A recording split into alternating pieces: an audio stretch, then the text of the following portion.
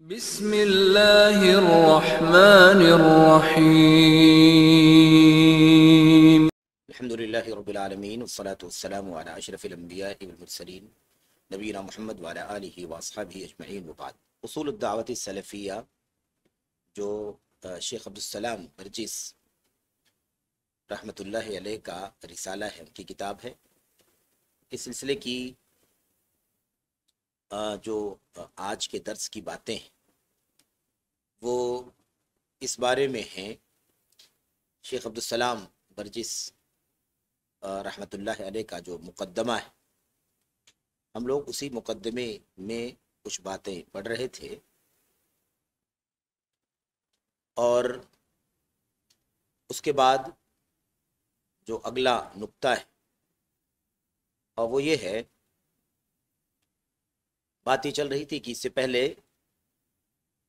بعض ایسے لوگ اور بعض ایسی جماعتیں جو منہج سلف کی حامل نہیں ہیں، انہوں نے اس مبارک نام کا استعمال کیا ہے اور بعض سلفی منہج کی شخصیات سے نسبتوں کا استعمال کیا ہے، اور اپنے مقاصد میں وہ اسے استعمال کر کے اپنے مقصد میں کامیابی حاصل کرنے کی کوشش کی ہے۔ اس لیے شیخ عبدالسلام برجس رحمۃ اللہ علیہ نے یہ رسالہ تالیف کیا تھا۔ اچھا، اس کے بعد شیخ کہتے ہیں کہ ان لوگوں نے جو حاکمیت کی بات کی، توحید الحاکمیہ، حاکمیت کی توحید، اللہ تبارک و تعالیٰ کے لیے حاکمیت کی توحید ہے، یعنی اللہ عز و جل حاکمیت پہ تنہا ہے، اللہ کے سوا کوئی حاکم نہیں ہے۔ اس طرح کی بات جو انہوں نے کی ہے، شیخ اس بارے میں کہہ رہے ہیں کہ شیخ عبدالسلام، شیخ محمد بن ابراہیم آل شیخ، جو شیخ بن باز رحمۃ اللہ علیہ سے پہلے مفتی عام تھے سعودی عرب وغیرہ کے، معروف صاحب علم ہے، اور شیخ محمد بن عبدالوہاب رحمۃ اللہ علیہ کے خانوادے کے، بڑا بلند پایا، علمی پایا تھا ان کا، اور سعودی عرب میں ایک اونچا مقام ان کا رہا ہے، تقریباً پورے جزیرے عرب میں ان کا ایک اونچا مقام رہا ہے۔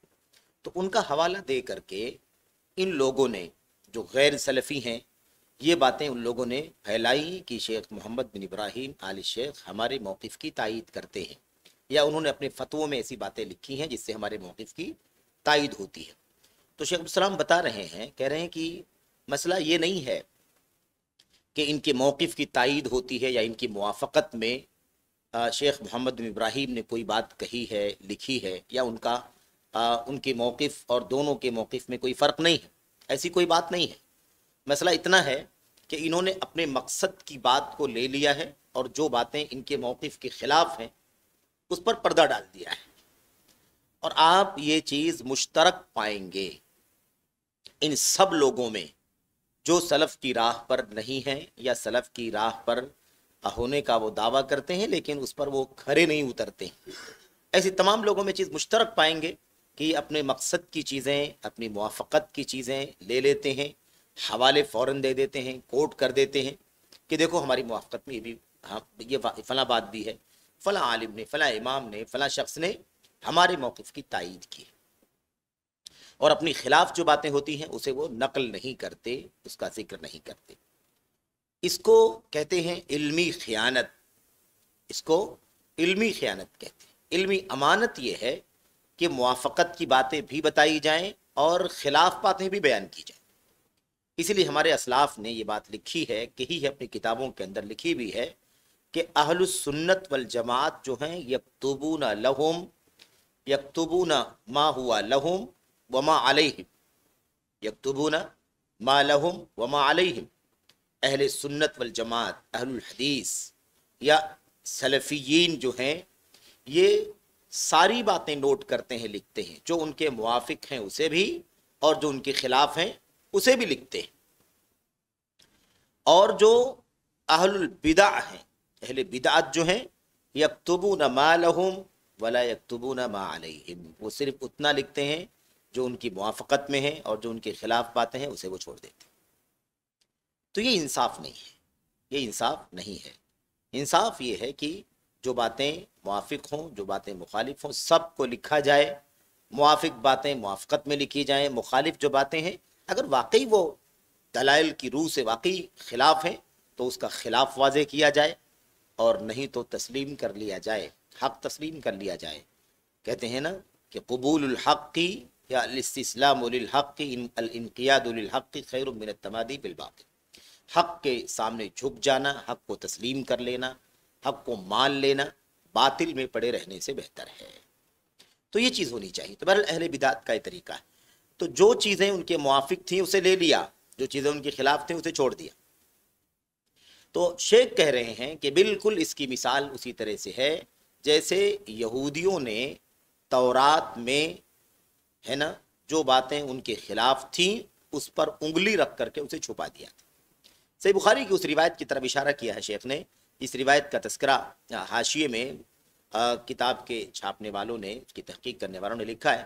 صحیح بخاری کا وہ واقعہ عبداللہ بن عمر رضی اللہ تعالیٰ عنہ کی وہ روایت جس میں وہ بیان کرتے ہیں کہ نبی کریم صلی اللہ علیہ وسلم کے زمانے میں یہودی اور یہودن یعنی یہودی مرد اور عورت نے زنا کر لیا، یہودی مرد اور عورت نے زنا کر لیا، بدکاری کر لی۔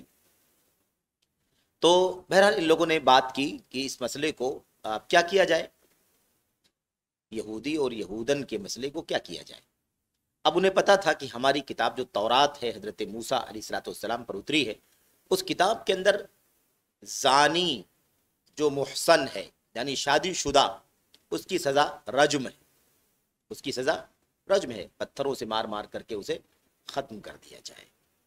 تو اب ان لوگوں نے یہ سوچا کہ اگر ہم یہ کہیں گے کہ ہماری تورات میں اس کا فیصلہ یہ ہے تو ظاہر ہے کہ اس کے ساتھ پتھر سے مار کر کے قتل کیے جانے کا یا رجم کیے جانے کا فیصلہ کر دیا جائے گا۔ اس لیے ایک کام کرتے ہیں، ہم لوگ اس مسئلے کو محمد صلی اللہ علیہ وسلم کی خدمت میں پیش کر دیتے ہیں۔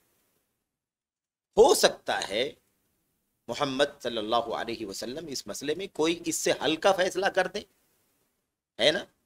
جیسے مسلمانوں کے لیے کیا فیصلہ ہے، وہی فیصلہ ہے، شادی شدہ ہے تو رجم کیا جائے گا، شادی شدہ نہیں ہے، غیر شادی شدہ ہیں تو کوڑے مارے جائیں گے اور سال بھر کے لیے جلا وطن کر دیا جائے گا، 100 کوڑے مارے جائیں گے، سال بھر کے لیے شہر سے باہر نکال دیا جائے گا۔ تو ان لوگوں نے کہا کہ اگر ہم اس مسئلے کو لے کے جائیں گے اللہ کے نبی کے پاس تو ہو سکتا ہے کہ اللہ کے نبی اس مسئلے میں رجم سے کوئی ہلکا فیصلہ کر دیں تو ہم بچ جائیں گے، رجم کیے جانے سے بچ جائیں گے۔ اللہ کے نبی کے پاس جب مسئلہ پہنچا تو اللہ کے نبی علیہ السلام نے فیصلہ کرنے سے پہلے یہ پوچھا ما تجدون فی التوراۃ فی شأن الرجم، یہ بتاؤ، یہودی ہو، یہ بتاؤ کہ تم رجم کے بارے میں تورات میں کیا حکم پاتے ہو؟ تورات تمہاری کتاب ہے، تورات میں رجم کے بارے میں کیا حکم ہے؟ کیا شادی شدہ لوگ زنا کریں تو ان پر رجم کی حد قائم کی جائے گی، یہ تورات میں ہے یا نہیں ہے؟ سمجھ رہے؟ اب یہ مسئلہ پیش آیا، فوراً ان لوگوں نے کہا ہم لوگ زناکار کے ساتھ یہ سلوک کرتے ہیں کہ ہم اسے رسوا کرتے ہیں اور انہیں کوڑے مارا جاتا ہے رجم سے بچنے کے لیے۔ جیسے یہ بات کہی تو عبداللہ بن سلام رضی اللہ تعالیٰ عنہ، انہوں نے جو صحابی تھے الحمدللہ اسلام لے آئے، اور بڑا اونچا مقام ہے اللہ کے نبی صلی اللہ علیہ وسلم کی حدیثوں میں، حدیث کے ذریعے سے، حدیث کی روح سے پتہ چلتا ہے کہ انہیں بھی دنیا میں جنت کی بشارت دی گئی ہے۔ روایتوں سے پتہ چلتا ہے کہ عبداللہ بن سلام بھی ان خوش نصیبوں میں سے ہیں جن کے لیے جنت کی بشارت ہے۔ جنت کی بشارت پانے والے 10 صحابہ کرام جو عشرہ مبشرہ ہیں، ان کے علاوہ بھی لوگ ہیں، الگ الگ روایتوں میں ان کی دلیلیں موجود ہیں، تو وہ بھی اس کے اندر شامل ہے۔ لیکن ان 10 صحابہ کی خصوصیت یہ ہے کہ اللہ کے نبی علیہ السلام نے ایک مجلس میں ممبر پر کھڑے ہو کر کے ایک ساتھ 10 لوگوں کا نام لے کر کے ان کے جنتی ہونے کی بشارت سنائی۔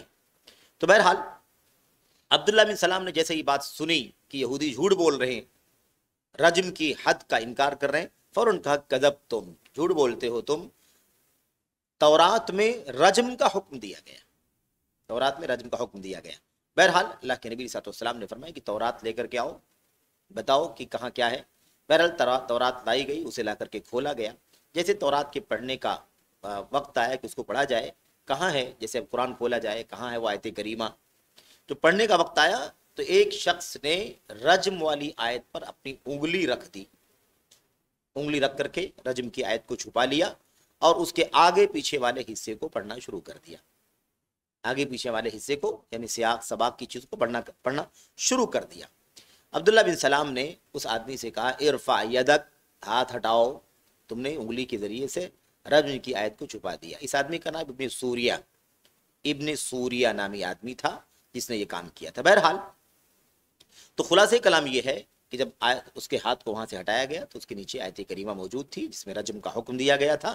نبی کریم صلی اللہ علیہ وسلم نے فرمایا کہ ہے نا صحیح بات ہے، رجم کا فیصلہ ہے، اور اللہ کے نبی صلی اللہ علیہ وسلم نے فرمایا کہ ان دونوں کو لے جاؤ اور پتھروں سے مار مار کے اسے ختم کر دو، دونوں کو ختم کر دو۔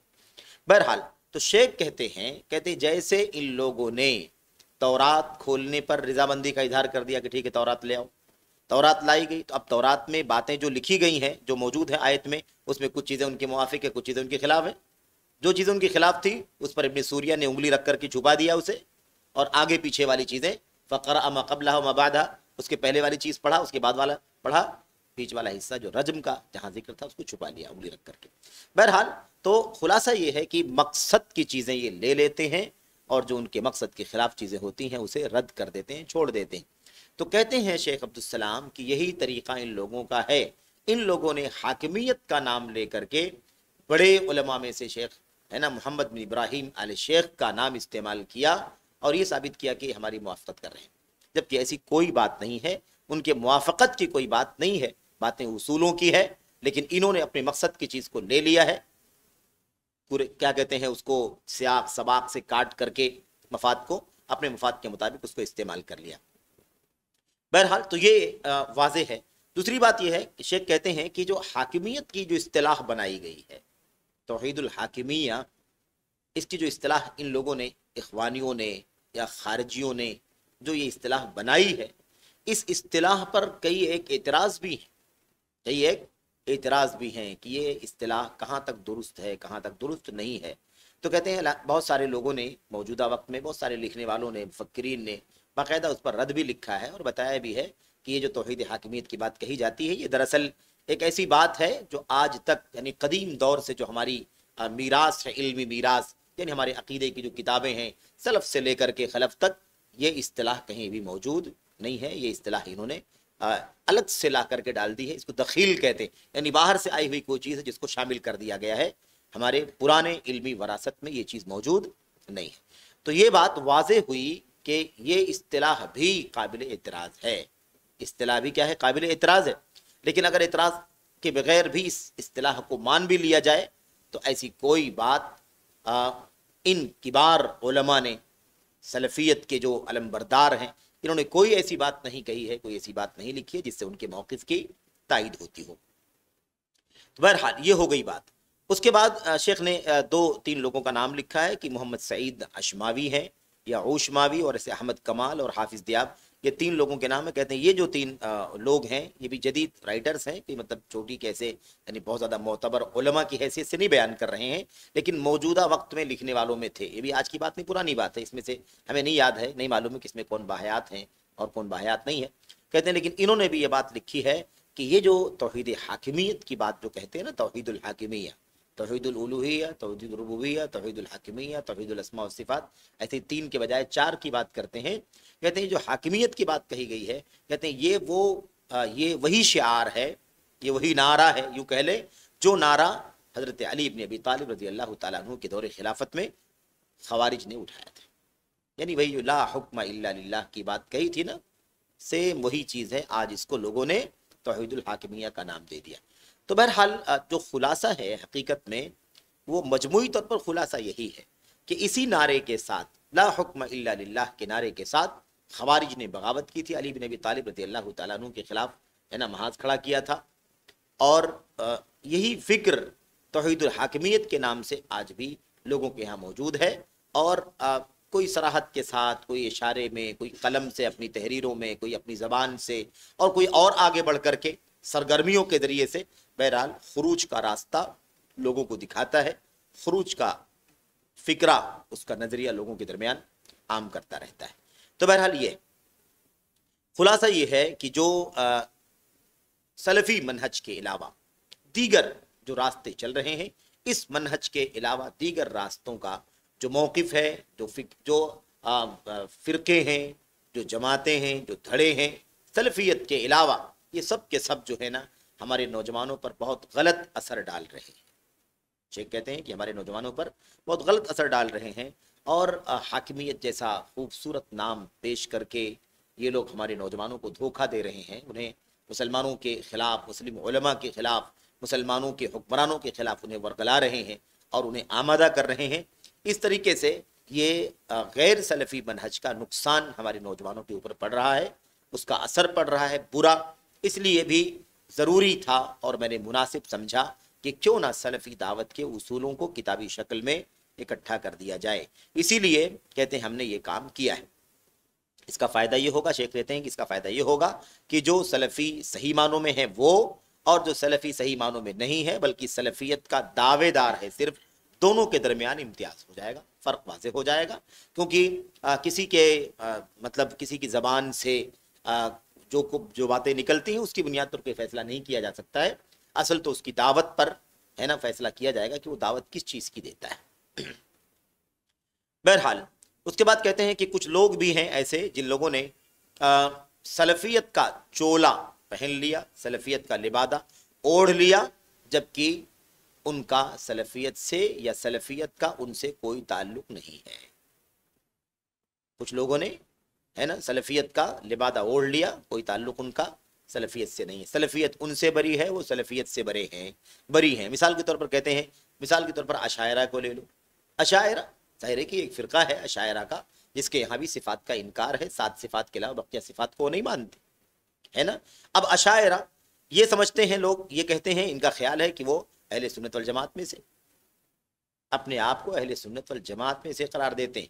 यही नहीं बल्कि एक तबका ऐसा भी है जो कहता है कि दुनिया में मुसलमानों की अक्सरियत जो है वो अशायरा की है, इसलिए अशायरा ही अहले सुन्नत वल जमात है। इस तरह भी फैलाया गया है। शेख इब्न उसैमीन रहमतुल्लाह अलैह ने इसका बहुत अच्छी तरह से रद्द किया है, इसको ज़मीन और ग्राउंड के एतबार से भी रद्द किया है और इल्मी तौर पर भी रद्द किया है अपनी किताब अल क़वाइदुल मुस्ला, है ना, फ़ी अस्माइल्लाहि व सिफ़ातिहिल हुस्ना, या फ़ी सिफ़ातिल्लाहि व अस्माइहिल हुस्ना के अंदर आखिर में बाकायदा इस शुबहे का इज़ाला किया। कुछ शुबहात हैं और उन शुबहात का जवाब शेख नहीं दिया। उसमें से पहला शुबहा यही है कि लोग कहते हैं कि आज दुनिया के अंदर अशायरा की अक्सरियत है, इसलिए अहलुस सुन्ना वल जमात ही, है ना, अहलुस सुन्नत वल जमात का के नाम के जो मुस्तहिक हैं वो अशायरा है। इस तरह की बात कही, शेख ने उसका रद्द किया है। खैर बातें आएंगी इंशाअल्लाह तबारक व तआला, है ना, तो उस पर हम वो सारी बातें लेकर के आएंगे। ये मुकद्दमे का हिस्सा है। तो बहरहाल अशायरा कहते हैं अहले सुन्नत वल जमात में से, जबकि ये झूठ है। ऐसे अल इख्वानुल मुस्लिमून जो फ़िरका है, इनका भी ख्याल है कि वो अहले सुन्नत वल जमात में से है। तो ये नाम तो इस्तेमाल बहुत सारे लोग कर रहे हैं ना, ये नाम बहुत सारे लोग कर रहे हैं। आज देखिए हम अपनी ज़मीन को देखें, हिंदुस्तान की सरजमीन बर्र सगीर की, यहाँ आप देखिए सुन्नत के नाम लेवा, अहले सुन्नत अहले सुन्नत अहले सुन्नत, आप देखिए कितना मतलब कितनी शिद्दत से नाम इस्तेमाल किया जाता है। लेकिन कब्र परस्ती पर, है ना, और शिर्क के कितने मज़ाहिर हैं जो हम अपनी आंखों से देखते हैं। इन तमाम शिरकिया अकाइद के साथ अपने आप को अहले सुन्नत कहने, अहले सुन्नत वल जमात कहने से वो नहीं कतराती। तो बहरहाल इस नाम का इस्तेमाल काफ़ी लोगों ने किया है। तो इख्वानी भी, अल इख्वानुल मुस्लिमून नामी फ़िरका भी, इनका भी ख्याल है कि हम अहले सुन्नत वल जमात में से हैं, जबकि कहते हैं कि इनके दरमियान और अहले सुन्नत के दरमियान बहुत ज़्यादा फासला है, बहुत दूरी है, बहुत दूर हैं अल इख्वानुल मुस्लिमून के लोग अहले सुन्नत वल जमात से, और अहले सुन्नत वल जमात ऐसे ही उनसे दूर है, यानी दोनों में काफ़ी फासला है। बहरहाल ऐसे ही उनका मनहज और अहले सुन्नत वल जमात का मनहज, इन दोनों के मनहज में ज़मीन आसमान का फ़र्क है। इसलिए दावेदारियों से कोई मसला साबित नहीं होता। तो अशायरा कहें हम अहले सुन्नत वल जमात हैं, कब्र परस्त कहें हम अहले सुन्नत वल जमात हैं, सूफिया कहें कि हम अहले सुन्नत वल जमात हैं, दंगा फसाद करने वाले, ये जिहादी यानी जिहाद का नाम लेकर के खुरूज करने वाले जो लोग हैं, ये लोग कहें कि हम अहले सुन्नत वल जमात में से हैं, मिसाल के तौर पर। तो जाहिर सी बात है कि ये सब दावे हैं, खोखले दावे, इनकी कोई हकीकत नहीं है। अहले सुन्नत से ये बरी हैं, बेजार हैं, और अहले सुन्नत वल जमात इनसे बरी और बेजार है, कोई ताल्लुक नहीं इनके अंदर। बहरहाल तो अब ये कहते हैं इस तमहीद के इतनी सारी बातों के बाद शेख कहते हैं कि ये उसूल जो हैं, जो मैं जिक्र करूंगा, 10 उसूल जो आएंगे, जिसका हमने तस्करा कर लिया है इससे पहले वाले हफ्ते में, है ना, सरसरी तौर पर पढ़ लिया है। कहते हैं कि अहले सुन्नत वल जमात के यहाँ सलफ़ियों के यहाँ, अहलुल हदीस के यहाँ ये 10 उसूल दावत के ये मुत्तफ़क़ अलैह हैं, इसमें कोई किसी का एतराज़, कोई इख्तिलाफ नहीं है, इसमें कोई इख्तिलाफ किसी का नहीं है। कदीमन व हदीसन, यानी पहले भी, माजी में भी और जदीद दौर में भी, हर दौर में ये चीज़ मुत्तफ़क़ अलैह रहे। तमाम सलफ़ी मनहज के दुआत, दाइयान और उलमा के बीच में ये सारे मनाहिज, ये सारे उसूल मुत्तफ़क़ अलैह हैं। कहते हैं कि एक बात और याद दहानी करते हैं, कहते हैं कि सलफ़ियत के बारे में तो हम जानते हैं कि सलफ़ियत कोई फ़िरका नहीं है, कोई धड़ा नहीं है, कोई एक रुख लेकर के चलने वाला कोई दीगर फ़िरक़ों की तरह से कोई फ़िरका नहीं है ये, बल्कि सलफ़ियत किस चीज़ का नाम है? सलफ़ियत अल्लाह की किताब, नबी की सुन्नत, सहाबा का तरीक़ा, सलफ़ का मनहज, इस पर चलने वालों का नाम सलफ़ी है और इसी का नाम सलफ़ियत है। यही अहलुल हदीस हैं, यही अहलुस सुन्नत वल जमात हैं। तो इस एतबार से सलफ़ियत की बात मैं कर रहा हूँ। शेख कह रहे हैं कोई अगर इस तरह से नज़रिया बना ले कि जैसे और फ़िरक़े हैं, ऐसे फ़िरक़े की तरह सलफ़ियत को अगर एक फ़िरक़े के तौर पर, एक पार्टी के तौर पर अगर समझता है और बनाता है, तो मेरी मुराद ऐसे लोग नहीं हैं, मेरी मुराद ऐसे लोग नहीं है। जाहिर सी बात है कि सलफ़ियत के ताल्लुक किसी शख्सियत से नहीं है, किसी शख्सियत से नहीं है या चंद शख्सियतों से नहीं है कि बस हम उनकी बुनियाद पर फैसला करें कि ये हक़ है, बकिया सब बातिल है। हमारे लिए अल्लाह की मासूम किताब है, अल्लाह के नबी की मासूम सुन्नत है और सहाबा, ताबीन, तबे ताबीन बितरतीब, या कह लीजिए कि है ना, जो उसूल हैं उन उसूलों के मुताबिक इनका मनहज इंशाअल्लाह तबारक व तआला मासूम मनहज है। ये बुनियादें हैं हमारी, इसकी बुनियाद पर हम चलते हैं, अमल करते हैं। हमारी फ़िक्र में वो हिज़बियत नहीं है, पार्टी बंदी नहीं है, जैसे और सारे फ़िरक़ों के यहाँ हिज़बियत और पार्टी बंदी पाई जाती है। तो कहते हैं कि सलफ़ी जो सलफ़ियत जो है, जिसकी तरफ हम दावत दे रहे हैं, देना चाहते हैं, वो दीगर इस्लामी पार्टियों की तरह, इस्लामी फ़िरक़ों की तरह जो आज दुनिया के अंदर मौजूद हैं, उनकी तरह से कोई फ़िरक़ा या कोई पार्टी नहीं है।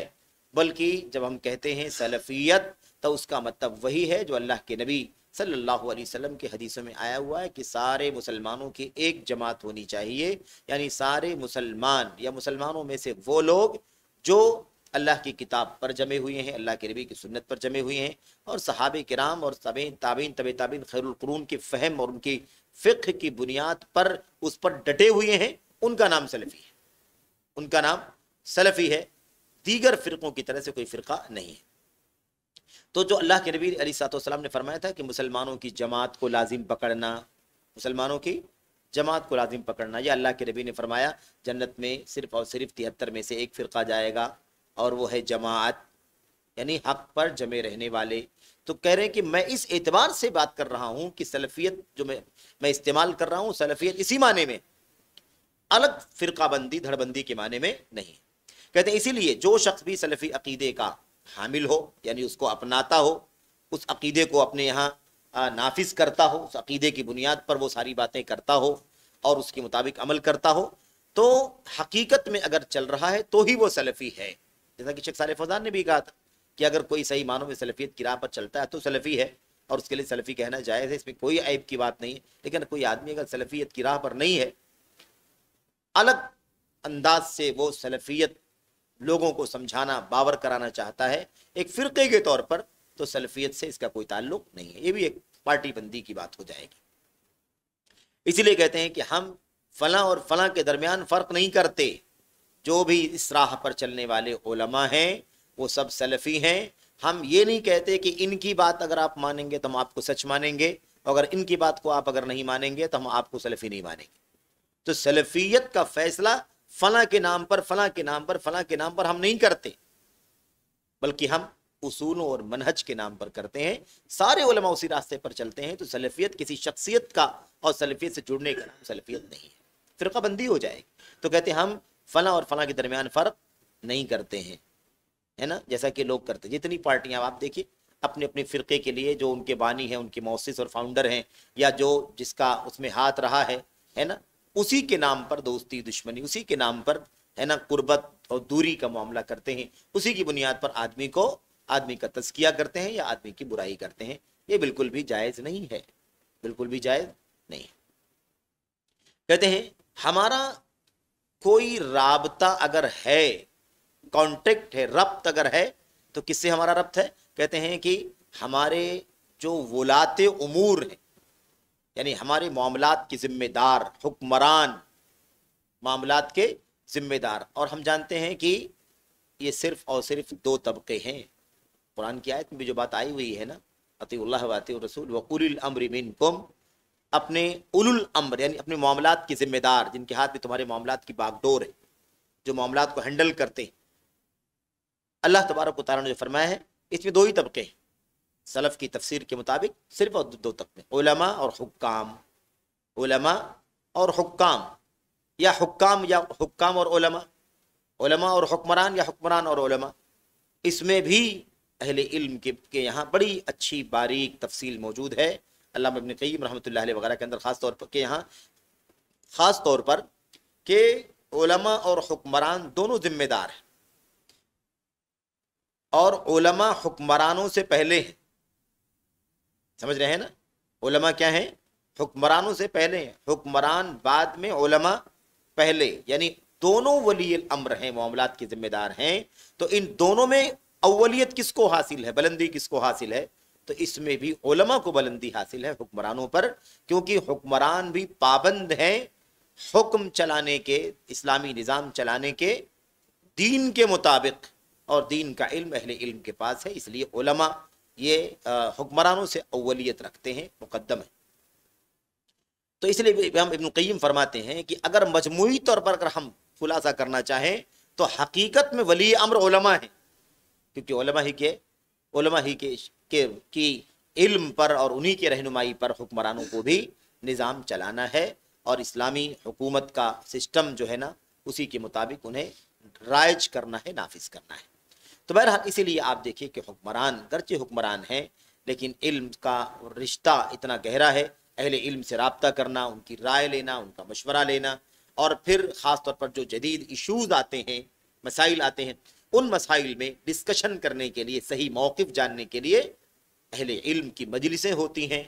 اور پھر ان کے فیصلوں کے بعد حکمران کوئی بھی سرکولر یا کوئی بھی نظام قانون جاری کرتے ہیں اور عوام کے بیچ میں اسے وائرل کرتے ہیں، تاکہ یہ بات مطلب علم کی روشنی میں قابل اعتراض باقی نہ بچے. حکمرانوں کا کام ہے تنفیذ کرنا، حکمرانوں کا کام ہے تنفیذ کرنا، لیکن اصل میں فیصلہ کرنے والے صحیح معنوں میں کون ہیں؟ علماء ہیں. تو علماء اور حکمرانوں میں پہلی اولیت حاصل ہے علماء کرام کو. بہرحال اسی لیے آپ دیکھیے کہ یہ بات کہہ رہے ہیں بڑی وضاحت کے ساتھ کہ ہمارا اگر کوئی ربط ہے کسی سے تو بہت کھلی بات ہے کہ دو طبقے سے ربط ہے، علماء سے ربط ہے، اور ہمارے حکمران جو ہیں، ہمارے بادشاہ، ہمارے ولی امر، ہمارے ہے نا مثال کے طور پر ولی عہد یا اور جو حکمران ہیں، انہی علماء سے اور حکمرانوں سے ہمارا ربط اور تعلق ہے. بقیہ دنیا کی کسی پارٹی سے، دنیا کے کسی فرقے سے، دنیا کے کسی نظریے سے، دنیا کے کسی فکر سے ہمارا کوئی تعلق نہیں ہے. ہم ارتباط اگر رکھتے ہیں تو اسی سے رکھتے ہیں. اس کے بعد ایک بات اور کہہ رہے ہیں، کہتے ہیں کہ ہم اپنی کسی چیز کو چھپاتے نہیں ہیں، اپنی کسی چیز کو چھپاتے نہیں ہیں. یعنی کیا مطلب؟ جو کچھ بھی ہے وہ لوگوں کے سامنے ہم اعلان کرتے ہیں کہ ہمارا منہج یہ ہے، ہمارا عقیدہ یہ ہے، ہماری فکر یہ ہے، ہمارا رابطہ علماء سے ہے، ہمارا رابطہ حکمرانوں سے ہے. اس میں کوئی چیز ایسی نہیں ہم رکھتے ہیں جو راز میں رہے. تو خفیہ ساز باز کا جو طریقہ چلتا ہے اس پر رد کر رہے ہیں کہ آپ مثال کے طور پر آپ دیکھ لیجئے جتنے یہ فرقے ہیں سب کے یہاں کچھ نہ کچھ ایسی چیزیں ہیں جو صیغہ راز میں ہیں، جو مخفی ہیں. اخوانیوں کو آپ دیکھیے، اسلام کے نام پر، دین کے نام پر، دعوت کے نام پر یہ سب کو اکٹھا کرتے ہیں اور اس کے بعد اندر لوگوں کو ٹریننگ دیتے ہیں، مسلمانوں کے خلاف، حکمرانوں کے خلاف بغاوت پر ابھارتے ہیں. لوگ ٹریننگ دیتے ہیں باقاعدہ. آپ کو پتا ہے نا حسن البنا جو اخوانیت کے جماعت یا الاخوان المسلمون کے جو بانی ہیں، مؤسس ہیں، نوجوانوں کی تربیت اور ٹریننگ کے نام پر سمر کیمپ ہوا کرتے ہیں. سمر کیمپ ہوتے ہیں کہ نہیں ہوتے؟ سمر کیمپ ہوتے ہیں، ونٹر کیمپ ہوتے ہیں، تاکہ نوجوانوں کو لے جا کر کے خود دین کی بنیادی باتوں مطلب پر گفتگو ہو اور ان کی تربیت ہو اور دین سے وہ آشنا ہو، دین کی علم کی روشنی میں وہ مطلب آئیں. ایسا نہ ہو کہ وہ نابلد رہے. تو عقیدہ ہے، حدیث ہے، سنت ہے، سیرت ہے، وغیرہ ساری باتیں پڑھائی جاتی ہیں. لیکن ان لوگوں نے کیا کیا تھا؟ سمر کیمپ کے نام پر بچوں کو نکالا اور باہر دور دراز لے جا کر کے انہیں مار دھاڑ، جنگ، جدال، قتل، غارت گری، جہاد کے نام پر ٹریننگ دینا شروع کر. یہ لکھا ہوا ہے اور جدید مناہج جو چل رہا ہے انشاءاللہ اس میں سارے حوالے بھی آئیں گے انشاءاللہ تبارک و تعالیٰ باقاعدہ. جیسے آپ کو بتاؤں میں چیزیں لائیو بھی ہیں, لوگوں تک بھی یہ پہنچیں گی. ہمیں عربی زبان میں, اردو زبان میں ہے نا تقریریں کرنے کے لیے الحمدللہ اداروں میں مشق کرائی جاتی ہے, انجمنیں ہوتی, انجمن ہوتی, اردو کی انجمن ہے جس میں ہم اردو بولنے ہے نا 10-5 منٹ بچے جیسے بچپن میں, اور اس کے بعد کافی مطلب اونچی کلاسوں تک بھی مشق کرائی جاتی ہے کہ کیسے ہم تقریر کر سکتے ہیں, خطاب کر سکتے ہیں اردو میں, عربی میں ہے نا, ایسی مقالے لکھنے کی یعنی آرٹیکلز وغیرہ کیسے لکھ کر کے پیش کیا جائے, ان سب کی مشق کرائی جاتی ہے, سمجھ رہے ہیں. اور ان کے نام ہیں, ان جو مطلب طلبہ کی جو انجمن ہوتی ہے اس میں کئی گروپس ہوتے ہیں, ایک مرتبہ آپ کی باری آئے گی, دوسری مرتبہ ہماری باری آئے گی, پھر آپ کی آئے گی, اس طریقے 3-3 4-4 5-5 جتنا تعداد کم زیادہ ہو اس کے حساب سے اس کے نام ہیں. ابوبکر صدیق رضی اللہ تعالیٰ عنہ کا حلقہ, عمر بن فاروق کا حلقہ, عثمان غنی کا حلقہ, علی بن ابی طالب کا, ابن مسعود کا, فلاں ایسے حلقات کے نام ہیں, یا محدثین کے نام پر یا تابعین کے نام پر وغیرہ ایسے نام ہیں. ایسے ہی باقاعدہ ان لوگوں نے جن کو یہ ٹریننگ دینے کے لیے سمر کیمپ کے نام پر لے کر کے گئے, تربیت کے نام پر, دعوت کے نام پر, ان کے باقاعدہ ایسے ہی نام دے دے کر کے, صحابہ کے نام دے دے کر کے ان کے گروپ بنائے گئے, اور اس کے بعد ان کو ہے نا یہی جنگ و جدال کی ٹریننگ دی گئی. یہ سب باتیں باقاعدہ وضاحت کے ساتھ حسن البنا کے یہاں اور ان کے اس جماعت اور پارٹی کے جو لوگ ہیں ان کی کتابوں کے اندر صراحت کے ساتھ یہ باتیں موجود ہیں. تو بہرحال چیزیں آئیں گی. اب نوجوان اس بات کا مستحق ہے, ہمارے بچے اس بات کے مستحق ہے کہ انہیں اس گئے گزرے فتنوں کے دور میں ہم صحیح ایمان و عقیدے سے آراستہ کریں, صحیح عمل سے آراستہ کریں, صحیح منہج سے آراستہ کریں, تاکہ وہ ایک صالح مسلمان بن کر کے کتاب و سنت اور صحابہ اور سلف کی سیرت کی روشنی میں اپنے آپ کو آراستہ کر کے اپنی ذات کے لیے, اپنے گھر والوں کے لیے, اپنے پڑوس کے لیے, اپنی ملت کے لیے, قوم کے لیے نفع بخش بنے. یہ ہماری ذمہ داری ہے, یا ہم لے جا کر کے انہیں حکمرانوں کے خلاف بغاوت پر ابھاریں, آمادہ کریں. یہ سمجھداری کی بات ہے, یہ نفع بخش چیز ہے. کیا نفع بخش چیز ہے؟ بہرحال تو یہ اس طریقے سے کرتے رہیں. بہرحال کہتے ہیں کہ ہم اپنی کسی چیز کو, جو کچھ ہمارے پاس ہے, ہم اس میں سے کسی چیز کو چھپاتے نہیں ہیں, بلکہ جو کچھ ہمارا عقیدہ ہے, ہمارا منہج ہے, ہماری فکر ہے, یہ کتابوں میں لکھی ہوئی ہے. ساری باتیں کیا ہیں؟ کتابوں میں لکھی ہوئی. ہمارا کیا عقیدہ ہے؟ قرآن میں واضح. ہمارا کیا منہج ہے؟ سنت میں واضح. ہمارا کیا طریقہ ہے؟ صحابہ کی سیرت کے اندر پریکٹیکل میں آ چکا, وہی ہم بھی کرتے ہیں, ہم اس سے باہر نہیں نکلتے. تو یہ ہے اصل میں کہ جو کچھ بھی ہمارا ایمان و عقیدہ اور منہج ہے وہ کتابوں کے اندر الحمدللہ درج ہے, لکھا ہوا ہے. ایسے ہی اسے بیان کیا جاتا ہے ہمیشہ. لوگ کیسٹوں میں سنتے ہیں, یہ کیسٹوں کا دور تھا وہ پرانا, اس کے حوالے سے بات کہی شیخ نے, کہتے ہیں فلا سریہ, اس لیے کوئی سریت, خفیہ تنظیم, کوئی ہے نا رازدارانہ انداز کا کوئی پارٹی یا کوئی حزب ہو, ایسا کوئی مسئلہ نہیں ہے. اور نہ کوئی الگ سے تنظیم ہے. تنظیمیں الگ الگ اندر سب مطلب بنائی جاتی ہیں, لانچ کی جاتی ہیں, لیکن وہ راز میں رکھا جاتا ہے. تو شیخ کہتے ہیں کہ ہمارے پاس نہ تو کوئی سریت ہے کہ ہم راز میں کوئی کام کر رہے ہوں, اور نہ ہمارے پاس کوئی تنظیم ہے. ہم کوئی اور تنظیم, کسی اور پارٹی کے قائل نہیں ہے. ہمارے پاس تنظیم ہے تو وہی تنظیم ہے جو ہمارا حاکم, مسلمانوں کا حکمراں بناتا ہے, اسی تنظیم کے پاس ہم کتابیں ہم رہتے ہیں. ہم کوئی نئی تنظیم بنانے کے لیے قائل نہیں ہے, یہ ہمارا طریقہ نہیں. تو نہ ہمارے پاس کوئی رازدارانہ کوئی چیز ہے, نہ کوئی چھپی ہوئی چیز ہے, اور نہ ہم کوئی تنظیم یعنی الگ الگ پارٹی, الگ الگ سوسائٹی, الگ الگ ٹرسٹ بنا کر کے یا الگ الگ دھڑ بندی کر کے کوئی کام کریں, یہ ہمارا طریقہ نہیں ہے. اس کے بعد کہتے ہیں کہ ہم جو ہے سلفی علماء سے جڑے رہنا ایک دم ضروری مسئلہ سمجھتے ہیں. ہم سلفی علماء سے جڑ کر کے رہنا, ان سے وابستہ رہنا, یہ کیا سمجھتے ہیں؟ امرن ضروری, ایک دم ضروری. ہم لوگ اردو میں بھی ضروری بہت بولتے ہیں, یہ عربی والا ضروری ہے, اردو سے ہی یا عربی سے ہی اردو میں آیا ہے یہ. تو ضروری ضرر سے بنا ہے نا. ہم لوگ کہتے ہیں نا مضطر ہے, یعنی مجبور ہم ترجمہ کرتے ہیں. معنی کیا ہوتا ہے اس کا؟ معنی یہ ہے کہ اگر وہ کام نہ ہوا تو انسان کو اس کے نتیجے میں بہت زیادہ ضرر کا سامنا کرنا پڑے گا, خطرناک نقصان کا سامنا کرنا پڑے گا. کہتے ہیں نا مضطر کے لیے حرام جائز ہے, مضطر کے لیے سور کا گوشت مثال کے طور پر اتنی مقدار میں کھا لینا, ایک ٹکڑا کھا لینا جائز ہے مثال, جس سے اس کی جان بچ جائے. غیر باغن ولا आद, ना तो चाहत होनी चाहिए ना उससे ज़्यादा खाना चाहिए, लेकिन क्या है फमन इज़्तुर्रा, जो मुस्तर हो जाए यानी ज़रर वाली हालत में पहुंच जाए कि अगर नहीं खाएगा तो जान को नुकसान पहुंचेगा, मिसाल के तौर पर, तो बहुत बड़ा नुकसान है।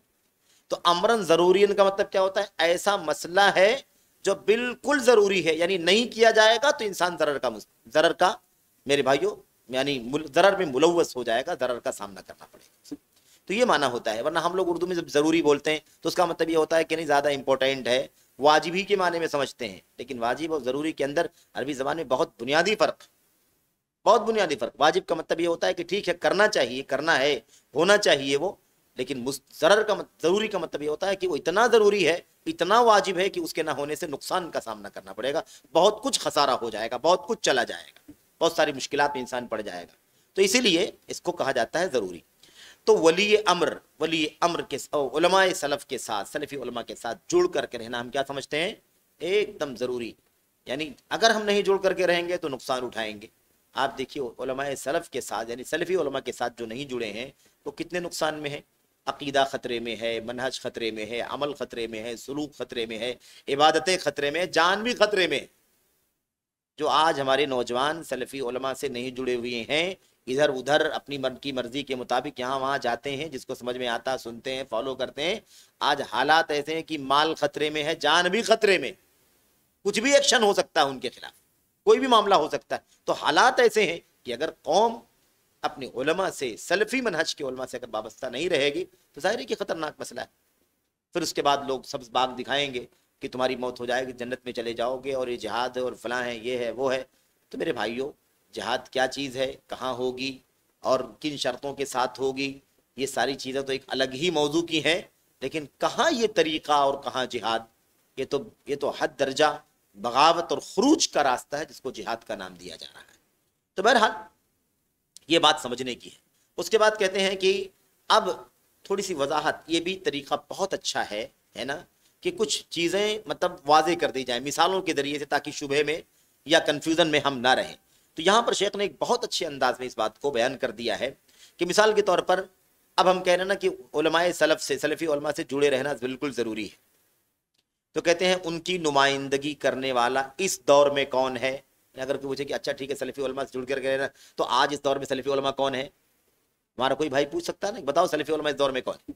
तो शेख ने अपने दौर यानी आज से 30-40 साल पहले की बात तकरीबन है ये मेरे ख्याल से, तो उस वक्त कहते हैं कि इस बाद के ज़माने में उनकी नुमाइंदगी करने वाले यानी सलफ़ी उलमा की नुमाइंदगी करने वाले कौन लोग हैं। कहते हैं जो अइम्मा हैं नजदी दावत के, नजदी दावत के अइम्मा। नजदी दावत क्या है, यानी नजद के इलाके में जो तौहीद व सुन्नत और मनहज सलफ़ की दावत शेख मोहम्मद बिन अब्दुल वहाब तमीमी नजदी रहमतुल्लाह अलैह ने दी, उस दावत के जो उलमा और अइम्मा हैं वो इस दौर में उलमाए सलफ़ियत हैं। इस दौर में उलमा सलफ़ी उलमा कौन है, वही उलमा हैं जो नजदी दावत यानी शेख मोहम्मद बिन अब्दुल वहाब की दावत के उलमा हैं, जो उसी मनहज पर हैं, जो उसी अकीदे पर हैं, जो उसी फिक्र पर हैं।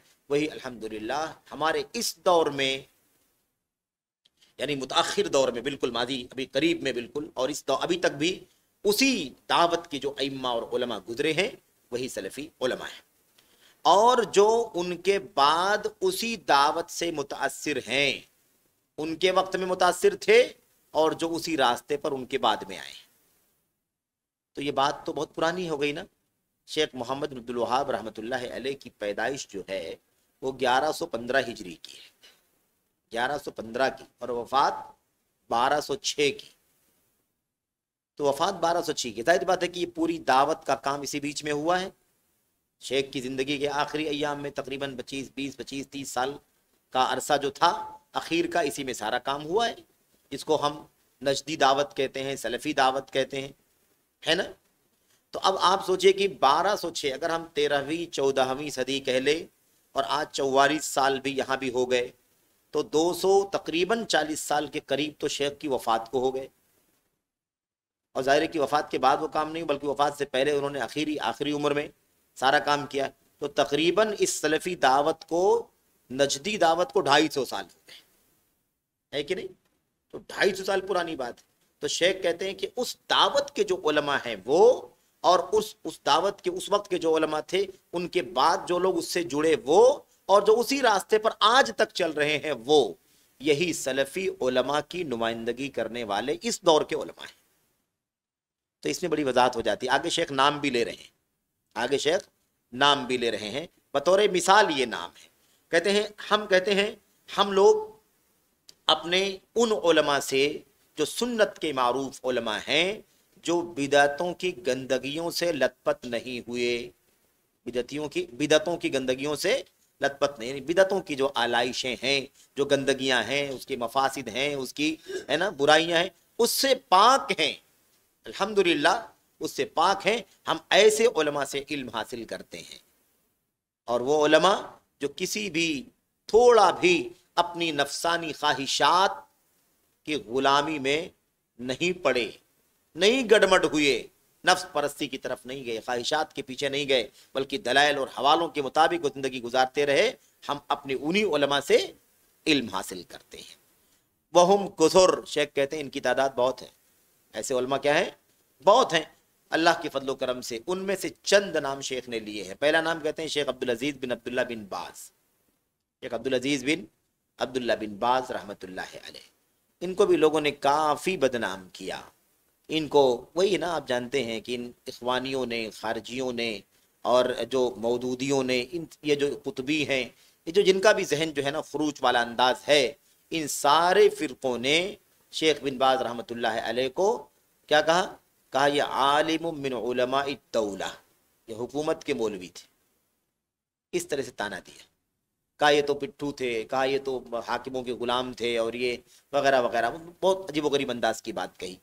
کیونکہ شیخ بن باز رحمۃ اللہ علیہ کی خاص بات یہ تھی کہ ولاۃ امور، حکمران، حتیٰ کہ وقت کا حاکم بادشاہ بھی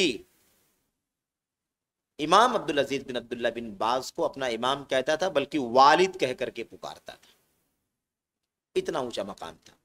اور کوئی ایسی بات نہیں پیش کر سکتا کہ انہوں نے حق کے خلاف، سنت کے خلاف، منہج سلف کے خلاف حکمرانوں کی کہیں بھی تائید کی ہو۔ اللہ کے فضل و کرم سے قریب رہے، بہت اعتبار رہا ان کی رائے پر، ان کے مشورے پر، ان کے اشاروں پر، ان کی رہنمائیوں پر، الحمدللہ حکمران فیصلے کیا کرتے تھے۔ یہ بہت بڑی مقبولیت کی چیز تھی۔ لیکن کہیں سنت سے سمجھوتا کیا ہو، یا سنت سے سمجھوتا کرنے کا ان کا کوئی موقف رہا ہو، ہرگز نہیں۔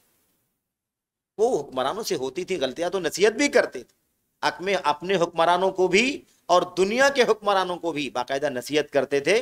اسی لیے آپ کو شیخ بن باز کا خط عراق کے حاکم کے نام بھی ملے گا، مصر کے حاکم کے نام بھی خط ملے گا، جو حاکم عام ہے، حاکم مطلق، سمجھ رہے؟ وہاں کے صدر کے نام، وہاں کی وزیر اعظم کے نام، وہاں کے امیر کے، امام کے باقاعدہ خط ملے گا۔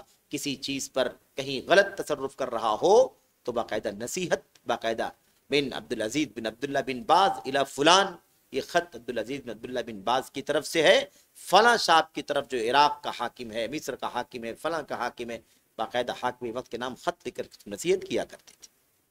تو آپ بتائیے کہ یہی اہل سنت والجماعت کا عقیدہ ہے کہ نہیں؟ بغاوت کرنا، بغاوت پر ابھارنا، جنگ و جدال، خون خرابہ کروانا، یہ عقیدہ ہے سلف کا، یا یہ طریقہ ہے؟ بڑی شخصیت تھی تو خط لکھ کر کے نصیحت کیا، ہم نہیں پہنچ سکتے تھے وہاں تک، لیکن وہ خط کے ذریعے سے پہنچ سکتے تھے، انہوں نے خط کے ذریعے سے پیغام پہنچایا۔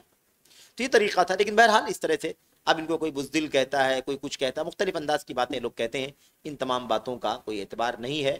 اصل اعتبار اللہ کی کتاب کا، نبی کی سنت کا ہے، اور ایسے یہی منہج اور یہی اصول ہے ہمارے اسلاف کا۔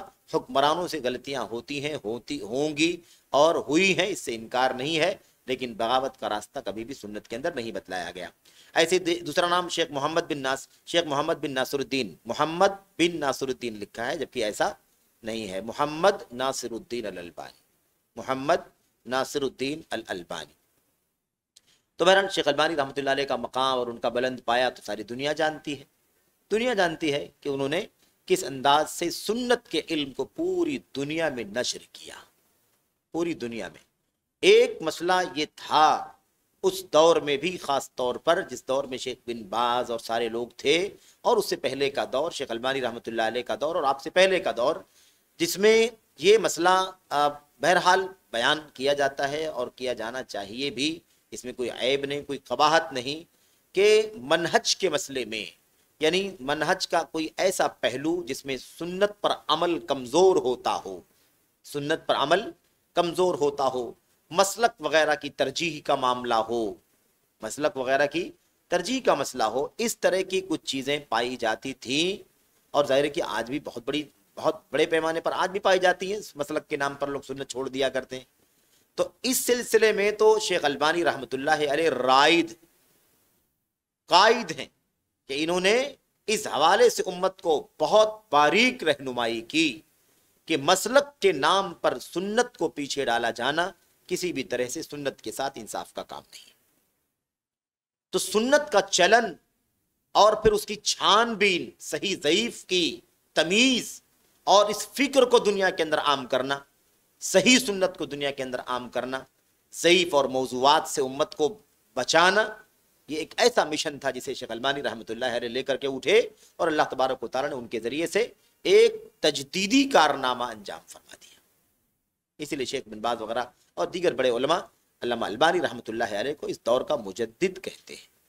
کیوں؟ اس لیے کہ انہوں نے وہ قیادی کام کیا ہے جو میرے بھائیوں صدیوں میں ہوا کرتا ہے۔ تو شیخ محمد ناصر الدین البانی، ایسے ہی شیخ محمد بن صالح العثیمین، جن کو العلامۃ الفہامہ کہتے ہیں، العلامۃ الزاہد کہا جاتا ہے، میرے بھائیوں شیخ محمد بن صالح العثیمین رحمۃ اللہ علیہ، ایسے ہی شیخ صالح بن فوزان بن عبداللہ الفوزان، ہے نا، کچھ کی وفات ہو چکی ہے، کچھ باحیات ہیں، جو زندہ ہیں اللہ تعالیٰ ان کی حفاظت فرمائے، جو وفات پا چکے ہیں اللہ اپنی رحمتوں کے سائے میں جگہ عطا فرمائے۔ شیخ عبداللہ بن عبد الرحمن الغدیان، ایسے شیخ صالح بن عبد الرحمن الاطرم، ایسے شیخ عبد المحسن بن حمد العباد، ایسے شیخ عبدالعزیز بن عبداللہ علی شیخ، ایسے شیخ بکر بن عبداللہ ابو زید، ایسے شیخ صالح بن محمد اللحیدان۔ بہرحال یہ چند علماء کے نام، ایسا نہیں کہ یہی علماء ہیں، بطور مثال اور بھی بہت سارے علماء ان کے علاوہ ان کے دور میں بھی تھے اور آج بھی ہیں الحمدللہ، اور کبھی بھی ایسے علماء سے یہ دنیا خالی نہیں رہے گی۔ اللہ کا وعدہ ہے کہ ایسے لوگ دنیا میں ہمیشہ موجود رہیں گے جو دین کا صحیح منہج کا دفاع کرتے رہیں گے۔ اچھا، کہتے ہیں کہ یہ لوگ ہیں، اور ان کے علاوہ اور دیگر جو ان کے بھائی یعنی دیگر علماء ہیں جو ان کے ہی نقش قدم پر چلتے ہیں۔ پھر ساتھ میں دیکھیے کہتے ہیں وَنَحْنُ لَا نَعْتَقِدُ فِيهِمُ الْعِصْمَةَ، یہ بھی یاد رہے کہ ہم نے چند علماء کے نام بیان کیے، یہ علماء، ان کے علاوہ دیگر بہت سارے علماء ہیں جو اسی سلف کے منہج پر چلنے والے لوگ ہیں، انہیں ہم آئیڈیل سمجھتے ہیں، سلف امت کی راہ، سلف امت کا جو طریقہ تھا اس پر چلنے والے، چلانے والے، اسی کی دعوت دینے والے یہ علماء ہیں۔ کہتے ہیں اس کے باوجود بھی ہم ان کے اندر عصمت کا عقیدہ نہیں رکھتے ہیں، یعنی ہمارا عقیدہ نہیں کہ معصوم ہے، ان سے غلطیاں نہیں ہو سکتی، لیکن منہج کے معاملے میں یہ بالکل سنت اور سلف کے منہج پر چلنے والے لوگ ہیں۔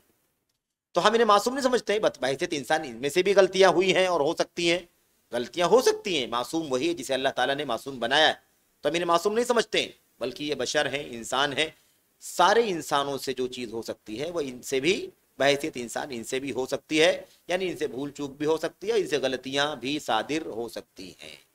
تو یہ عقیدہ ہمارا ہونا چاہیے۔ اس کے بعد کہتے ہیں کہ ہم علم کا بہت زیادہ اہتمام کرتے ہیں، علم کا اہتمام یعنی علم پر بڑی توجہ ہم دیتے ہیں، اور کہتے ہیں کہ ہم اپنے آپ کو علم طلب کرنے میں مشغول کرتے ہیں، ان علماء سے علم حاصل کرنے میں اپنے آپ کو کیا کرتے ہیں؟ مصروف کرتے ہیں۔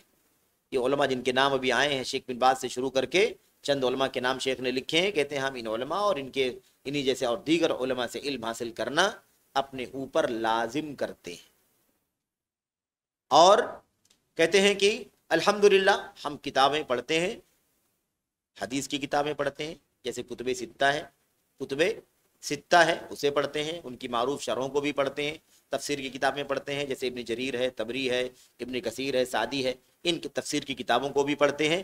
ایسے ہی ہم سلفی عقیدے سے متعلق جو کتابیں لکھی گئی ہیں ان کتابوں کو بھی پڑھتے ہیں، اور سنت کی عمومی طور پر ساری کتابیں جو سنت پر مشتمل ہے، یعنی سنت جن کے اندر اکٹھا کی گئی، ایسے عمومی طور پر ساری کتابوں کو پڑھتے ہیں۔ ایسے ہی ابن خزیمہ رحمۃ اللہ علیہ کی کتاب کتاب التوحید ہے، اس کو بھی ہم پڑھتے ہیں۔ ایسے ہی شیخ محمد عبد الوہاب کی کتاب کتاب التوحید ہے، اسے بھی ہم پڑھتے ہیں۔ ایسے ہی دیگر ان کی ساری کتابیں بھی، ان کی اور دیگر کتابیں بھی جو ہیں نا بہت ساری، اس کو بھی ہم کیا کرتے ہیں، پڑھتے ہیں۔ ایسے ہی شیخ الاسلام ابن تیمیہ رحمۃ اللہ علیہ کی کتابوں کو پڑھتے ہیں، ابن القیم رحمۃ اللہ علیہ کی کتابوں کو پڑھتے ہیں۔ ایسے ہی شیخ محمد بن عبد الوہاب تمیمی نجدی رحمۃ اللہ علیہ کی جو منہج ہے کتاب و سنت اور سلف کی راستے پر چلنے کا، اس مشن کے جو ائمہ اور علماء ہیں ان کی کتابوں کو بھی ہم خاص اہتمام سے پڑھتے ہیں، ان کا خاص اہتمام کرتے ہیں۔ اب شیخ محمد عبد الوہاب رحمۃ اللہ علیہ سے یہ باتیں ذکر کر رہے ہیں شیخ کہ شیخ محمد عبد الوہاب رحمۃ اللہ علیہ کا جو مشن تھا کتاب و سنت پر سلف امت کی راہ پر چلنے چلانے کا ہے نا، یہ مشن آگے بڑھا۔ اس مشن کے اور دیگر علماء تھے، ہم ان کو اپنا آئیڈیل سمجھتے ہیں۔ یہ شیخ کہہ رہے ہیں معصوم نہیں مانتے ہیں لیکن ہم انہیں آئیڈیل سمجھتے ہیں، غلطی کسی سے بھی ہو سکتی ہے بحیثیت انسان۔ شیخ محمد عبد الوہاب رحمۃ اللہ علیہ کے بارے میں بھی لوگوں نے کیا مطلب جھوٹی باتیں نہیں پھیلا دی۔ شیخ کے بارے میں کہا کہ یہ تکفیر کرتے ہیں۔ کیا کرتے ہیں؟ تکفیر کرتے ہیں، یعنی مسلمانوں کو کافر قرار دیتے ہیں۔ اب چونکہ کافر قرار دینے کا نظریہ انہی لوگوں کا ہے، اخوانیوں کا ہے، رافضیوں کا ہے کہ نہیں؟ ایسے ہی خوارج کا ہے، معتزلہ کا ہے، یہ ان کا عقیدہ ہے۔ اب یہ تھوپتے ہیں کس کے اوپر؟ شیخ محمد عبد الوہاب رحمۃ اللہ علیہ کے اوپر۔ شیخ محمد عبد الوہاب رحمۃ اللہ علیہ نے کہیں بھی یہ بات نہیں کہی ہے، ایسی کوئی بات نہیں لکھی ہے، ایسی کوئی بات نہیں لکھی ہے۔ اب مثال کے طور پر اگر معیار پلٹ گیا ہو، پیمانے الٹ گئے ہوں، تو پھر کوئی کیا کہہ سکتا ہے؟ آپ جانتے ہیں کہ ایک دور آئے گا جب سنتوں کو بدعت اور بدعتوں کو سنت بنا لیا جائے، ہے کہ نہیں؟ حق کو باطل، باطل کو حق، اور جب ان باطل کو چھوڑا جائے گا تو لوگ کہیں گے کہ سنت کو چھوڑا جا رہا ہے۔ بدعت کو حتی اذا ترک منها شیء قالوا ترکت السنہ، بدعتیں سنتوں کی جگہ لے لیں گی، جب بدعتوں کو چھوڑا جائے گا تو لوگ کہیں گے کہ سنت کو چھوڑا جا رہا ہے۔ اگر پیمانے پلٹ جائیں تو کوئی کیا کر سکتا ہے؟ بقیہ یہ منہج کتاب و سنت کا منہج، اس پر شیخ محمد عبد الوہاب چلتے رہے، اسی کی دعوت دیتے رہے۔ آج ان کی کتابیں الحمدللہ، کوئی جلدوں میں کتابیں نہیں لکھی ہیں انہوں نے، پتلے پتلے رسالے لکھے ہیں، 100، 50، 150، 200، 250، 300 سے زیادہ، 250 سے 300 سے زیادہ صفحات کی کتاب شیخ نے نہیں لکھی ہے، لیکن آپ دیکھیے کہ ان کی اس کوشش کی برکت دنیا کے چپے چپے میں توحید کی کرنیں روشن ہوئی الحمدللہ۔ اور دوسری چیز یہ ہے کہ شیخ محمد عبد الوہاب رحمۃ اللہ علیہ کی کتابوں کا اہتمام آج تک ہو رہا ہے۔ وہ کتابیں چھپ رہی ہیں، ان کتابوں کو پڑھا جا سکتا ہے، جب بھی چاہے کوئی اٹھا کے پڑھ سکتا ہے۔ شیخ نے اس دور میں جب انہوں نے ہے نا سعودی مطلب حکومت کو متحد کرنے میں پہلا قدم بڑھایا، اور محمد بن سعود جو کے ساتھ مل کر کے اس مشن کو آگے بڑھایا وغیرہ، اس پورے دور میں جب تک یہ سلسلہ چلتا رہا، وفات سے پہلے تک، شیخ نے بہت سارے خطوط لکھے، بہت سارے عمرا کو خط لکھے، بہت سارے علاقے قبیلے والوں کو خط لکھے، کیونکہ قبائلی نظام چلتا تھا، یہ قبیلہ اس کا حاکم فلاں ہے، یہ قبیلہ اس کا حاکم فلاں ہے۔ ایسی تھا نا پہلے سعودی عرب، جس کو بعد میں سعودی عرب کے نام سے متحد کیا گیا ہے نا، تو ایسے ہی تھا۔ تو قبیلے والوں کو باقاعدہ خط لکھا ہے، ٹھیک ہے؟ ان سارے خطوط کو پڑھا جا سکتا ہے، اس سے پتہ چلے گا صراحت کے ساتھ کہ کیا محمد بن عبد الوہاب رحمۃ اللہ علیہ خارجیت کے عقیدے پر تھے، کیا وہ تکفیر کے قائل تھے۔ ہمارے سامنے ان کی تحریریں موجود ہیں، آج بھی موجود ہیں، ہم پڑھ کر کے دیکھ سکتے ہیں۔ یا ایسے ہی کوئی کہتا ہے کہ وہ حنفی، وہ حنبلی جامد تھے، حنبلیت پر وہ پورے طور پر اڑے ہوئے تھے۔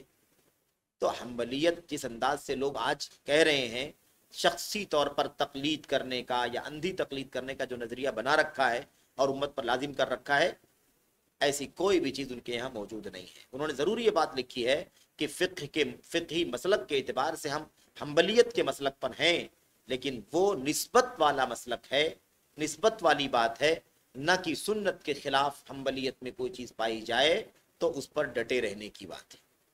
سمجھ رہے ہیں نا؟ اس اعتبار سے نہیں ہے کہ حنبلیت کے اندر اگر کوئی بات سنت کے خلاف بھی ہوگی تو ہم اسے نہیں چھوڑیں گے، حنبلی ہے اس لیے پکڑ کر کے بیٹھے رہیں گے، اس معنی میں یعنی اندھی تقلید، شخصی تقلید، جمود، عصبیت، اس انداز کی وہ چیز نہیں ہے۔ ہم نے اس سے پہلے بھی کہیں ذکر کیا تھا کہ اہل علم نے لکھا ہے کہ یہ فقہ کی نسبتیں دو طرح کی ہیں۔ ایک نسبت جو ہے وہ علم حاصل کرنے کے اعتبار سے ہے، उसी कवायद के मुताबिक, उन्हीं उसूलों के मुताबिक, इसलिए निस्बत कर दी जाती है। और दूसरी जो निस्बत का तरीका है वो ये है तकलीद, अंधी तकलीद, शख्सी तकलीद, जुमूद और असबियत वाली निस्बत। तो बहरहाल शेख मोहम्मद बिन अब्दुल वहाब रहमतुल्लाहि अलैह इस जुमूद और असबियत वाली तकलीद से बरी हैं। किताब व सुन्नत के दलाइल आ जाएं तो वो मुकद्दम है, चाहे वो मौक़िफ़, मसला इमाम अबू हनीफा का हो, मालिक का हो, शाफई का हो, इब्न हम्बल का हो, इससे कोई लेना देना नहीं है। ये उनका तरीका था। बहरहाल कहते हैं कि उलमाए दावत इस वक्त कौन है? इस वक्त उलमाए दावत कौन है? यानी शेख मोहम्मद बिन अब्दुल वहाब रहमतुल्लाह अलैह की जो दावत सलफियत थी, उस दावत के उलमा इस दौर में कौन है? यानी अगर कोई पूछे कि इस दौर में आप नाम बताइए कि उस मिशन पर आज अमल करने वाले या उस मिशन के उलमा कौन है, तो शेख कहते हैं कि ये वही उलमा हैं जिनकी तरफ मैंने थोड़ी देर पहले इशारा किया है। यानी चंद नाम जो बयान किए हैं ना, उसी वही नाम है बतौर मिसाल जो इस दावत के उलमा में से हैं, इस दावत के और इस मिशन के दुआत में से हैं, जिनकी तरफ पहले थोड़ी देर पहले इशारा किया गया। उसके बाद कहते हैं कि हम फ़िक़्ह की किताबें भी पढ़ते हैं। ये देखिए शेख क्या करे, बड़ी वजाहत से कहते हैं हम फ़िक़्ह की किताबें भी पढ़ते हैं और हम लोगों को ज़ादुल मआद याद करने की तरगीब देते हैं। ज़ादुल मआद नहीं बल्कि ज़ादुल मुस्तक़नी हज्जावी की किताब है ये, है ना, फ़िक़्ह की किताब की बात हो रही है। तो ज़ादुल मआद तो खैर सीरत की किताब है जो शेख मोहम्मद इमाम इब्नुल क़य्यिम रहमतुल्लाहि अलैह की जिंदा किताब है। खैर सीरत की बहुत ही नादिर किताब है, वो बहुत ही नादिर किताब है। बहरहाल तो ज़ादुल मुस्तक़नी जो मुख्तसरुल मुक़नी है, यानी क्या नाम है, अल मुक़नी का मुख्तसर है। कहते हैं कि हम इस किताब को लोगों को याद करने के लिए भी उभारते हैं, क्योंकि ये मतलब जामे है किताब, जामे फ़िक़्ह के उसूलों की, यानी फ़िक़्ही मसाइल की जामे किताब है। तो कहते हैं हम लोगों को उभारते हैं कि इस किताब को क्या करें, याद कर लें, तो फ़िक़्ह के सारे मसाइल जहन में क्या हो जाएंगे, अज़बर हो जाएंगे। कहते हैं इस एतबार से, तक़लीद के एतबार से नहीं, तासुब के एतबार से नहीं, जुमूद के एतबार से नहीं कि इस किताब को रट लो, इस किताब के अंदर जो कुछ है बस वही मानना, उसके अलावा किसी चीज़ को नहीं मानना, इस एतबार से नहीं। इस एतबार से, इस शर्त के साथ कि दलील जाने और उसकी पैरवी करें, दलील जाने और उसकी पैरवी करें। यारिफ़त दलील व यत्तबअ, ठीक है, दलील जाने और उसकी पैरवी करें, या दलील का इल्म हासिल किया जाए और उसकी पैरवी की जाए। इस एतबार से किसी भी किताब को आप पढ़ें और याद करें। कहते हैं हम उस पर भी कोई ऐब नहीं लगाते हैं जो किसी फ़िक़्ह की मतन को याद करता हो। यानी कोई फ़िक़्ह की कोई किताब हो, टेक्स्ट, और उसको कोई याद कर लेता हो, तो हम उसको ऐब नहीं लगाते कि तुम क्यों याद कर रहे हो, याद करो, कोई मसला नहीं है, लेकिन चलो उसूलों के ऊपर, चलो उसूलों के ऊपर। क्या करना चाहिए, इस शर्त के साथ कि वो सिर्फ जो बातें हैं इस किताब के अंदर, टेक्स्ट के अंदर मुअल्लिफ ने लिखा है, आप सिर्फ उसी पर एतमाद करके मत बैठो, बल्कि एतमाद किस पर करना है। कहते हैं इस शर्त के साथ कि अयंजुर फी अदिल्लतिही, इस शर्त के साथ कि उसके दलीलों पर गौर करे, दलीलों को देखे कि दलीलें किस तरफ लेकर के जाती हैं, कौन सा मसला दलील के मुताबिक है और कौन सा मसला दलील के मुताबिक नहीं है। इस शर्त के साथ हम नहीं मना करते, जाओ पढ़ो ना कोई भी किताब, याद करो, कोई मसला नहीं है।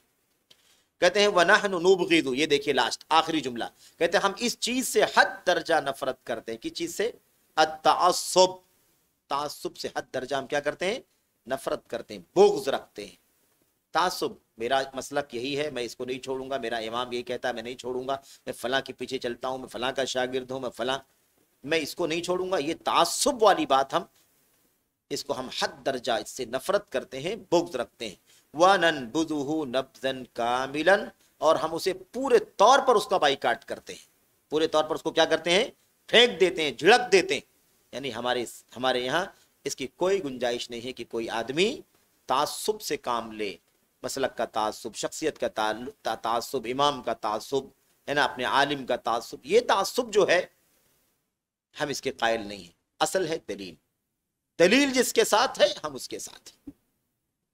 उसके बाद कहते हैं कि हम सर्फ और नहव वगैरह का भी एहतिमाम करते हैं, यानी अरबी ज़बान और क़वाइद की जो किताबें उसे भी हम पढ़ते हैं। ऐसे अदब और शेर की किताबें भी पढ़ते हैं। क्यों, इसलिए कि अदब यानी अरबिक लिटरेचर जिसको कहते हैं उसकी किताबें, ऐसे शेर जो अरबी अशार हैं उसकी किताबें भी हम पढ़ते हैं।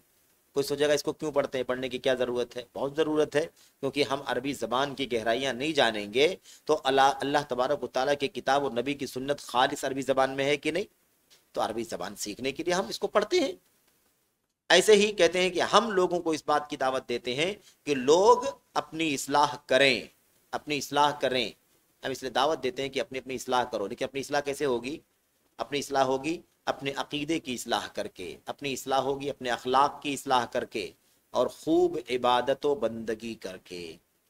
اپنے عقیدے کی اصلاح کرو، اپنے اخلاق اور سیرت و کردار کی اصلاح کرو، اور اللہ تبارک و تعالیٰ کی عبادت و بندگی کرو۔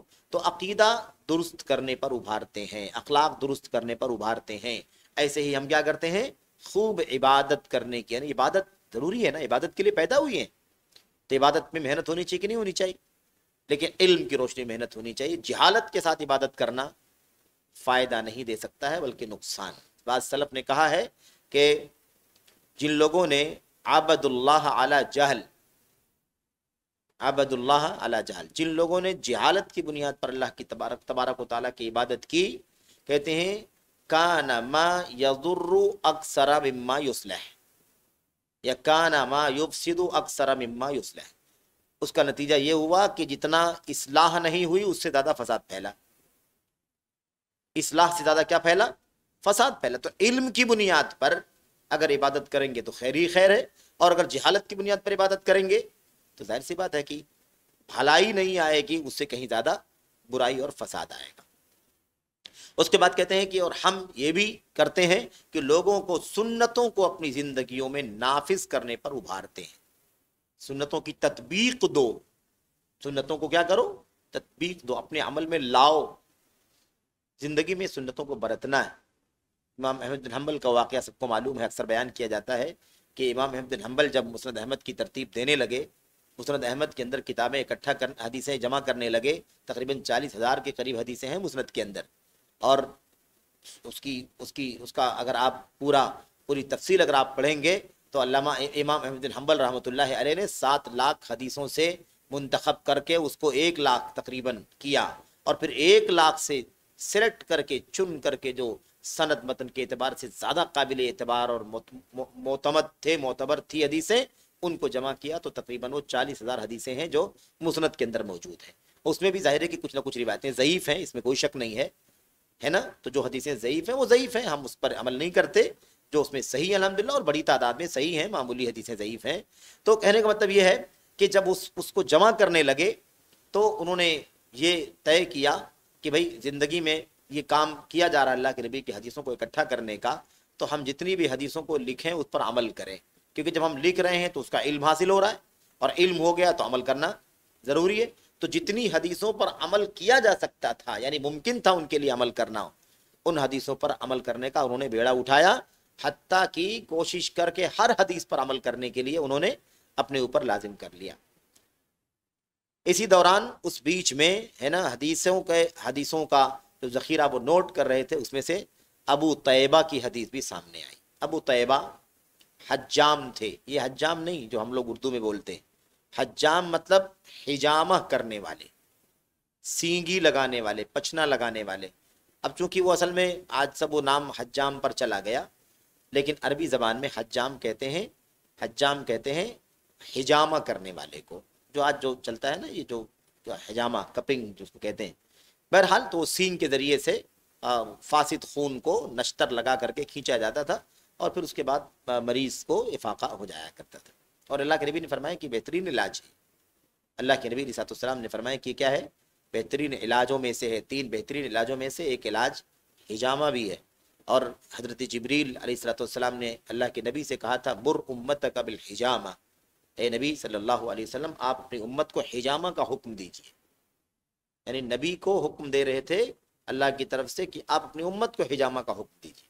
بہرحال تو حجامہ، جب وہ روایت آئی کہ اللہ کے نبی صلی اللہ علیہ وسلم نے ابو طیبہ کو بلوایا تھا اور حجامہ کروایا تھا، اور اسے حجامہ کی مزدوری دیا تھا 1 دینار، حجامہ کروایا اور مزدوری میں 1 دینار دیا۔ جب یہ روایت آئی تو امام احمد حنبل نے کہا کہ مجھے اس پر بھی عمل کرنا ہے، اس حدیث پر بھی عمل کرنا ہے۔ باقاعدہ حجام کو بلوایا، جو حجامہ کرنے والا تھا ان کے زمانے میں، کوئی اسے بلوایا اور حجامہ کروایا، اور اسے بھی جو اس وقت مزدوری بنتی تھی اس کی مزدوری دی، اس لیے تاکہ اللہ کے نبی کی حدیث پر عمل ہو جائے۔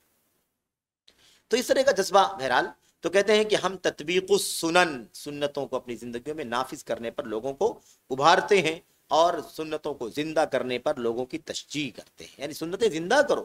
سنتیں دب رہی ہیں، سنتیں مردہ ہو رہی ہیں، سنتوں پر عمل ختم ہو رہا ہے، کم ہو رہا ہے، تو ہم لوگوں کو ابھارتے ہیں کہ سنتوں کو زندہ کرو۔ ایسے ہی اس کے بعد کہتے ہیں کہ ہمارا یہ عقیدہ بھی ہے، ہم یہ بھی سوچتے ہیں کہ جو بھی، اور یہ جملہ یاد کرنے جیسا ہے، جو بھی ایسی سلفیت ایجاد کرنا چاہتا ہو جو پارٹی بندی والی سلفیت ہو، فرقہ واریت کی کوئی سلفیت، یعنی یہ سلفیت جو اصلی معنی میں یہ سلفیت نہیں، بلکہ جیسے اور فرقوں نے اپنا ایک امام، اپنا ایک فاؤنڈر، اپنا ایک گائیڈ ہے نا، کیا کہتے ہیں، پیشوا، اور اپنا ایک امام عالم بنا لیا، اور اسی کے پیچھے چلنا، اسی کے مشن پر، اسی کے کیا نام ہے اہداف پر، اسی کے مقاصد پر، اسی کے ٹارگٹ پر لے کر کے یہ جو طریقہ بن گیا ہے، کہتے ہیں جو اس طرح کی کوئی سلفیت کے نام پر کوئی پارٹی بندی کرنے کی کوشش کرے گا، ایسا کوئی فرقہ ایجاد کرنے کی کوشش کرے گا سلفیت کے نام پر، جو پارٹی کی طرح سے ایک پارٹی ہو، دیگر فرقوں کی طرح سے ایک فرقہ ہو، تو کہتے ہیں ایسا اگر کوئی کوشش کرے گا تو یاد رکھو کہ وہ غلط کر رہا ہے، کیونکہ سلفیت کسی فرقے کا نام نہیں۔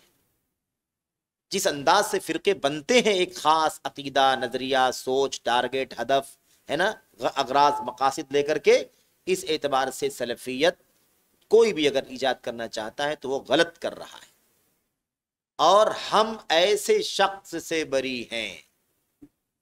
دیکھا آپ نے یہ برات، یعنی کہ مطلب کوئی یہ نہ سمجھے کہ آپ نے جو ہے سلفیت کے رواج کی بات کہی ہے تو یہ فرقہ ہم نے ایجاد کر دیا ہے، تو ہم ایسی سلفیت سے برات کا اظہار کرتے ہیں جو دیگر فرقوں کی طرح سے ایک فرقہ اور ایک پارٹی کے طور پر دنیا کے اندر آئے، ورنہ سلفیت شخصیت سے نہیں جڑی ہوئی ہے، اللہ کے نبی صلی اللہ علیہ وسلم کی سنتوں سے، اللہ کے نبی صلی اللہ علیہ وسلم پر اللہ کی طرف سے اترے ہوئے قرآن سے، آپ کی سنتوں سے، اور آپ کے صحابہ جو آپ کے سامنے تھے جنہوں نے اس چیز کو، دین کو اچھی طرح سے سیکھا، سمجھا، آگے بڑھایا، ان کے طریقے کو، اسی کا نام سلفیت ہے۔ آج وہ کہیں بھی ہو سکتی ہے، کتنے بھی اس راستے پر چلنے والے ہو سکتے ہیں، کم بھی ہو سکتے ہیں، زیادہ بھی ہو سکتے ہیں، کہیں اکا دکا ہوں گے، کہیں 10-20 ہوں گے، کہیں ہزاروں میں ہوں گے، کہیں لاکھوں میں ہوں گے، اگر کہیں ایک ہی ہے تب بھی وہی جماعت ہے، کہیں ایک ہے تب بھی وہی سلفیت کی راہ پر چلنے والا ہے۔ تو اس سلفیت کی ہم بات کر رہے ہیں۔ اگر کوئی پارٹی کے انداز اور فرقے کے انداز کی سلفیت اگر مطلب نکالنا چاہتا ہے تو ہم اس سے بری ہیں۔ کہتے ہیں کہ یہ چند باتیں تھیں جس پر ہمارا عقیدہ ہے، جس پر ہم قائم ہیں، یہ چند باتیں ہیں جس پر ہم قائم ہیں۔ اللہ سے دعا ہے کہ اللہ تعالی ہماری اصلاح فرمائے، اللہ تعالی ہماری تائید فرمائے، ہمیں نفع پہنچائے، اور اللہ تبارک و تعالی ہمارے ذریعے سے لوگوں کو نفع پہنچائے۔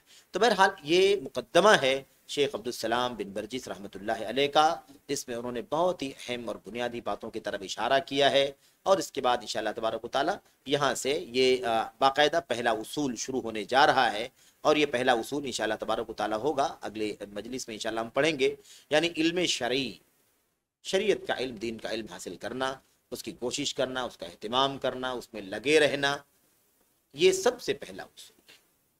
اور کیوں نہ ہو کہ یہیں سے اسلام کی پہلی وحی کا آغاز ہوا ہے۔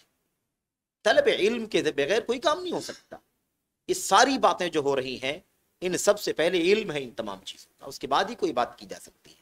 تو بہرحال انشاءاللہ تبارک و تعالی ہم پہلا اصول پڑھیں گے اگلے ہفتے میں، اور کوشش کریں گے کہ انشاءاللہ تبارک و تعالی ایک مجلس میں ایک اصول پڑھ لیں، اگر زیادہ نہیں تو کم از کم ایک ختم کر لے جائیں، اس کی کوشش کریں گے۔ اللہ سے دعا ہے کہ اللہ عز و جل ہم سبوں کو سلفیت کے اصولوں کو سمجھنے کی توفیق عطا فرمائے۔ باطل کا جاننا ضروری ہے تاکہ حق کو صحیح معنوں میں سمجھ سکیں، فرقوں کی گندگیوں کو، ان کے باطل افکار، نظریات کو جاننا، اس سے آگاہ رہنا ضروری ہے تاکہ سلفیت کی صحیح شبیہ کو ہم سمجھ سکیں، سلفیت کی صحیح شکل کو سمجھ سکیں، تب جا کر کے ہمیں سمجھ میں آئے گا کہ سلفیت کس نقطے پر ہے اور اس نقطے سے لوگ دور ہیں۔ یہ ہمیں سمجھنے کی ضرورت ہے۔ اللہ تعالی ہم سب کو اس کی توفیق عطا فرمائے، آمین رب العالمین، وصلی اللہ وسلم وبارک علی نبینا محمد وعلی آلہ وصحبہ اجمعین۔ السلام علیکم ورحمۃ اللہ۔